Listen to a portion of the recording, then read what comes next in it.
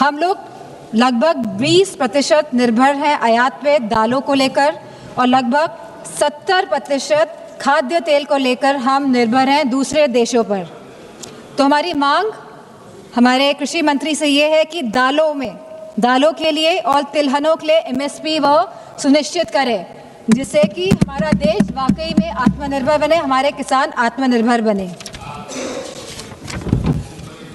Budget की अगर हम फिस्कल आर्किटेक्चर की बात करें तो जहां पे कैपिटल इन्वेस्टमेंट और रेवेन्यू एक्सपेंडिचर में तालमेल होना चाहिए, तो वहीं पे देखा गया है कि पूरा का पूरा जोर और पूरी की पूरी ढलान जो है वो रेवेन्यू एक्सपेंडिचर की तरफ जा रही है।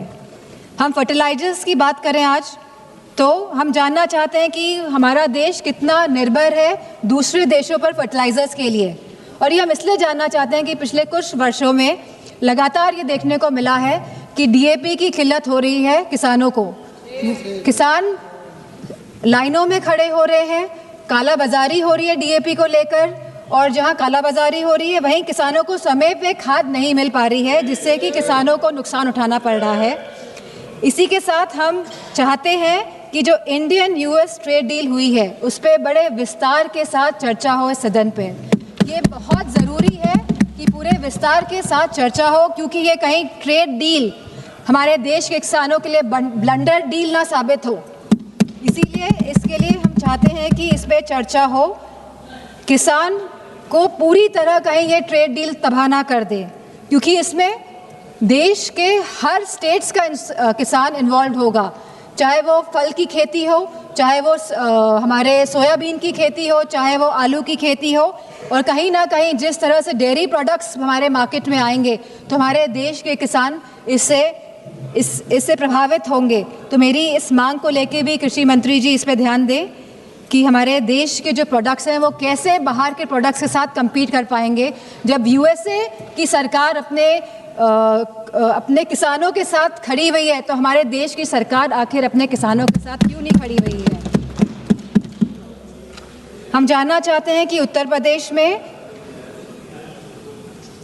भारतीय जनता पार्टी की सरकार ने भंडारण को लेके क्या व्यवस्थाएं करी हैं, ये और मंडियों को लेके क्या व्यवस्थाएं करी हैं, क्योंकि मेरी कॉन्स्टिट्यूंसी मैनपुरी है, और अभी कुछ एक हफ्ते पहले जहाँ पे मैनपुरी और आसपास के सभी ज़िले, चाहे वो फर्रुखाबाद हो, चाहे वो इटावा हो, चाहे वो एटा हो, चाहे वो कन्नौज हो, यहाँ पे आलू की बहुत बड़ी पैदावार होती है, और जहाँ लागत जो हमारे आलू में आती है प्रति क्विंटल ये 600 से 800 रुपये आती है, आज ये 100 रुपये का भी प्रति क्विंटल नहीं बिक पा रहा है। तो किसी तरह की सहायता हमारे आलू के किसानों के लिए हमारे कृषि मंत्री करेंगे।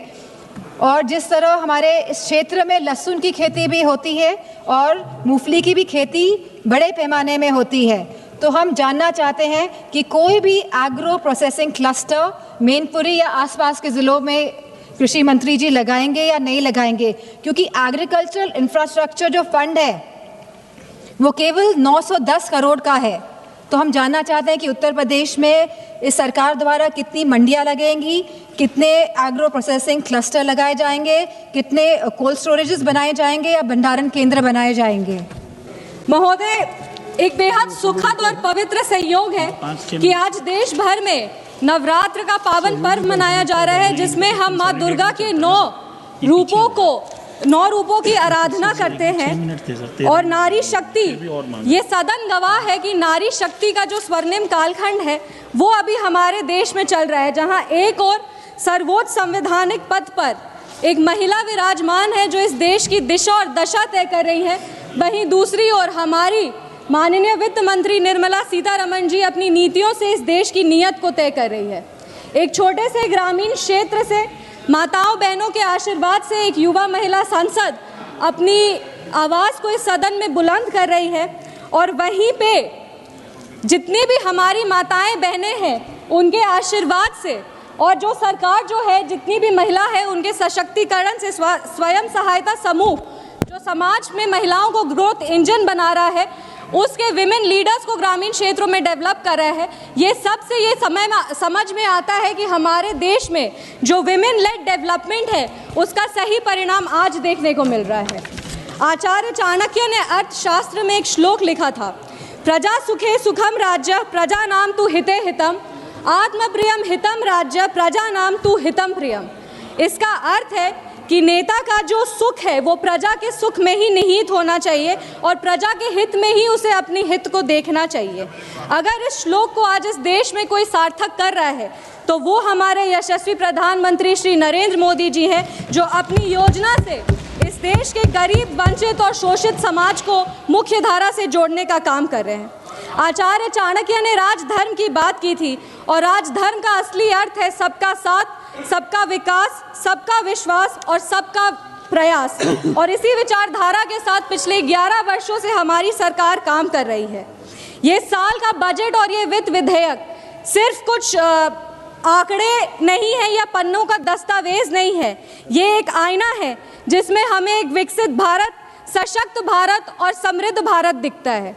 ये आईना है जिसमें हमें बाबा साहब डॉक्टर भीमराव अंबेडकर के समावेशी सोच को देखने को मिलता है। ये एक आईना है जिसमें हम भारत रत्न जननायक कर्पूरी ठाकुर जी के सामाजिक न्याय को देख सकते हैं। ये आईना है जिसमें हम युवाओं की प्रतिभा को देख सकते हैं। ये आईना है जिसमें हम अपने सेना के अदम्य शौर्य को देख सकते हैं। ये आईना है जिसमें हम सरकार की प्रतिबद्धता को देख सकते हैं, जो इतने जियोपॉलिटिकल तनाव के बावजूद भी हमारे देश की जो अर्थव्यवस्था है वो आज फास्टेस्ट ग्रोइंग इकोनॉमी है और अर्थव्यवस्था इतने टर्मोइल सिचुएशन में भी मजबूत है। लेकिन विडंबना देखिए महोदय, जिस आईने में हमें विकास और विश्वास दोनों ही दिख रहा है उसमें विपक्ष को कुछ नहीं दिख रहा। इनके विरोध पे एक मशहूर शायरी याद आता है, नाजो अंदाज से कहते हैं कि जीना होगा, जहर भी देते हैं तो कहते हैं पीना होगा, जब मैं पीता हूँ तो कहते हैं मरता ही नहीं, और जब मैं मरता हूँ तो कहते हैं कि जीना होगा। ये विपक्ष जो है अपने नाजो अंदाज में रोज झूठ, फरेब और अफवाह का जहर इस देश को पिलाने का प्रयास करती है, पर ये जानते ही नहीं है कि देश इनके नकारात्मक राजनीति को बहुत साल पहले ही इनकार कर दिया है। इस शेर में विपक्ष का पूरा सियासी चरित्र देखने को मिलता है। यहाँ पे बड़ी बड़ी संस्थानें हैं, IMF है, OECD है, जो भारत की ओर उम्मीद से देखती है और भारत को एक ब्राइट स्पॉट मानती है। पर हमारे विपक्ष के कुछ विद्वान हैं जिनको इस पूरे विकास में कुछ दिखता ही नहीं और वो हमेशा कहते हैं कि India is a dead economy. मजाक की बात तो ये है सर कि जो खुद इलेक्टोरली डेड हो गए हैं, अब बार बार विपक्ष की बात कर रहे हैं, पूरा विपक्ष तो खाली पड़ा है। अर्थव्यवस्था को क्या डेड कहेंगे? आप इस देश को जब डेड इकोनॉमी कहते हैं तो आप हमारे प्रधानमंत्री का अपमान नहीं करते, आप अपमान करते हैं उस किसान का जो रिकॉर्ड 350 मिलियन टन अनाज उगा रहा है। आप अपमान करते हैं उस श्रमिक का जो आज संसद भवन से लेकर राम मंदिर तक का निर्माण कर रहा है। आप अपमान करते हैं उस वैज्ञानिक का जो चंद्रयान को शिव शक्ति पॉइंट तक पहुंचाया है।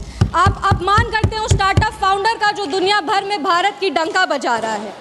और हम गर्व से कहते हैं कि under the decisive leadership of our honourable prime minister Shri Narendra Modi ji, हम फ्रजाइल 5 इकोनॉमी से टॉप 5 इकोनॉमीज में आ चुके हैं। और ये सिर्फ और सिर्फ इसीलिए संभव हो पाया क्योंकि हमारी नीतियां जो है वो बोल्ड रिफॉर्म्स पर आधारित है, रोबस्ट इंफ्रास्ट्रक्चर पर आधारित है।